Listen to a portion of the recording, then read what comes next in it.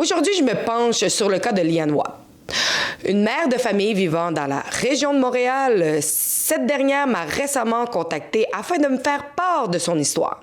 Depuis le 12 mars dernier, le gouvernement du Québec a décidé de retirer l'utilisation obligatoire du passeport vaccinal à travers la province.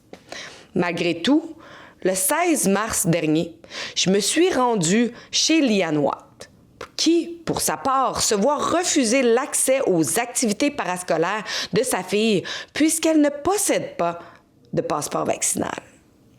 Voici ce qu'elle avait à nous dire à ce sujet. I'm a little bit disappointed with the school. So last week I got an email from the teacher explaining that the school will be doing a special project and that one parent needs to come in and help the kids because my daughter's in kindergarten, so they need extra help. I was advised in the email that a vaccine passport will be required and I do not have one, so I explained to him that I wouldn't be able to attend, nor will her father because he's working. I kind of let it be, and then this week on Monday, my daughter was so excited. She came out of school and she was like, hey, Mom, I hear you're coming to my school next week. And I'm like, no, I can't come. I don't have the vaccine passport. So my daughter started crying. So I contacted the school, the secretary, and explained the situation. She told me to write an email to the principal, Ms. Kapinski. So I sent her an email explaining that I'm not understanding why a vaccine passport is required because in Quebec it has been dropped since March 12th. And as well, teachers are not mandated to have it. Kids are not obviously mandated to have it. So my daughter is around teachers that are not necessarily vaccinated. So what is the problem with me as a volunteer going into the school to help my child without a vaccine passport? I was told by the school board that by the school that the governing board had decided that they will. There was a policy put in place with a clause saying that vaccine passports will be required for all volunteers due to the safety and security of our children. So with that, I am not allowed to enter the school. I spoke to the school board as well, and they did confirm that the clause is put in place to save our children. So I'm very upset. I have a very upset daughter that won't have anybody there to help her. They said another adult will. However, I asked the school as well, how come you're allowing these volunteers to be marked as safe just because they have vaccine passport when we know somebody that does have a vaccine can still get the virus. So I suggested why are antigen tests not being done if they are going to be in close contact with my daughter, and they completely ignored my question. So I am very upset with this for sure. So you talk about a governor board. For some people who don't know what it is, can you just explain who is the member in this decision? Yeah, the governing board consists of parents, people from the school board, and as well as a member of each school within the Lester B. Pearson School Board. So they're the ones that make the decisions for board-wide decisions like policies for the vaccine passport. So what I understand so far from the email that you received from the school, so the school commission have lifted the vaccine passport, but because of the vote taken by the governor board, they decided to keep it for the safety. So it's not really a decision from the school, or it's a decision from the governor board? The school is saying that it's really the governing board that's made this decision, and they need to enforce anything that the governing board has put in place. So really they're saying that it's, and I confirm with the school board, they said that they spoke with their lawyers, and their lawyers said that the governing board can put this in place under the clause of safety and security for the children. So that's why they're allowed to legally apparently put this in place. L'école en question, Edgewater, acquiesce le fait que le conseil d'administration de l'école a voté en faveur de conserver cette mesure pour la sécurité des enfants. Laissez-moi ajouter que ce conseil est formé de 7 parents et de 7 membres du personnel. Voici ce qu'ils ont exprimé dans une lettre adressée à Global News. La commission scolaire considère que les mesures qui ont été mises en place pendant la pandémie sont toujours nécessaires pour assurer la sécurité de ses élèves et de son personnel.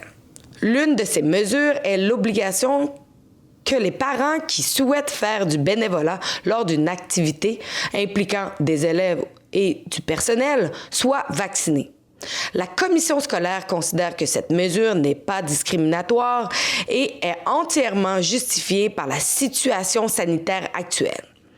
La commission scolaire continuera de suivre la situation de près comme elle l'a fait tout au long de la pandémie et continuera d'ajuster ses directives en fonction de la situation épidémiologique. En tout temps, la sécurité des élèves et du personnel demeure notre priorité absolue. Donc, toute personne peut maintenant décider par vote à main levée de contredire et d'aller à l'encontre des décisions prises au niveau gouvernemental. N'oubliez pas que la vaccination n'est pas obligatoire pour les enseignants, mais qu'ils peuvent tout de même l'imposer aux parents de leurs élèves. C'est assez particulier. Pourquoi aucune conséquence ne leur est imposée lorsque quelques semaines auparavant, les établissements qui ne respectaient pas les réglementations gouvernementales se voyaient octroyer des contraventions ainsi que des sanctions? Il s'agit encore une fois d'un double standard, non? La même journée, Global News a couvert cette même histoire. Ils ont demandé des conseils juridiques à l'avocat Julius Gray, qui, lui, a affirmé ceci. « Je ne crois pas que de participer dans une activité parascolaire ou à la maison est un droit fondamental.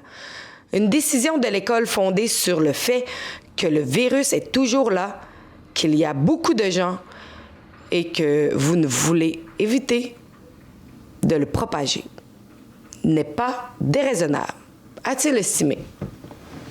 Donc, accompagner son propre enfant n'est maintenant plus considéré comme un droit acquis pour les parents? Si le gouvernement a décidé de retirer le passeport vaccinal, c'est que la nécessité n'y est plus et il ne devrait plus y avoir l'option de l'implémenter ou non, puisque cela devient un outil discriminatoire, même si cela a toujours été le cas. Voici ce que le ministère de l'Éducation ainsi que le ministère de la Santé m'ont répondu à ce sujet. Ministère de l'Éducation, Émilie Roy, bonjour. Oui, bonjour. Mon nom, c'est Alexandra Lavoie. Je vous appelle pour une information, en fait. Oui? Oui, dans le fond, depuis récemment, le passeport vaccinal est levé dans les institutions scolaires. Je voulais juste être sûre, est-ce que c'est toutes les commissions scolaires qui ont levé le passeport vaccinal? En principe, c'est les mêmes normes là, pour tout. Oui, en principe, c'est les mêmes normes. Là. C'est certain que toute l'information, nous, étant donné qu'on n'est pas une ligne info COVID, là, vous allez trouver l'information officielle dans le document consigne applicable en milieu scolaire en contexte de pandémie qui se trouve facilement sur Internet. Donc, oui, normalement, il n'est pas censé avoir un centre de service scolaire qui applique, qui élève la restriction du passeport sanitaire. Vous me parlez, par exemple, dans les activités parascolaires, j'imagine? Oui. OK. Normalement, il n'est pas censé y avoir de distinction. C'est censé être pareil partout. J'imagine que vous constatez que c'est pas le cas. Effectivement. OK. Bon. À ce moment-là, si vous vraiment... je vous conseille d'en discuter. Avez-vous tenté d'en discuter avec les centres de services scolaires concernés? Bonjour, Service Québec, ici Maria. Comment je peux vous aider? Dans les services d'éducation, comme les commissions scolaires, le passeport vaccinal, il est levé, hein? Oui, partout, madame.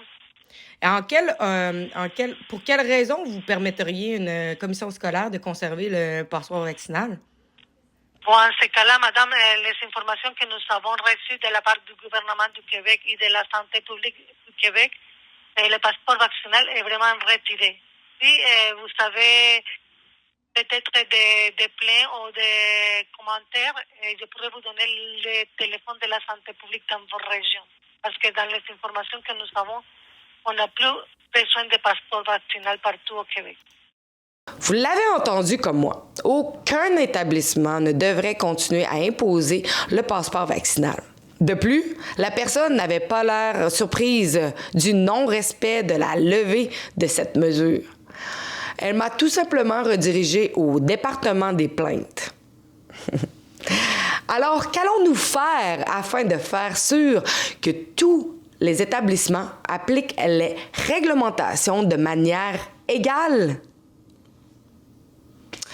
Si vous voyez ce type d'abus, faites-nous en part au email type@rebelnews.com.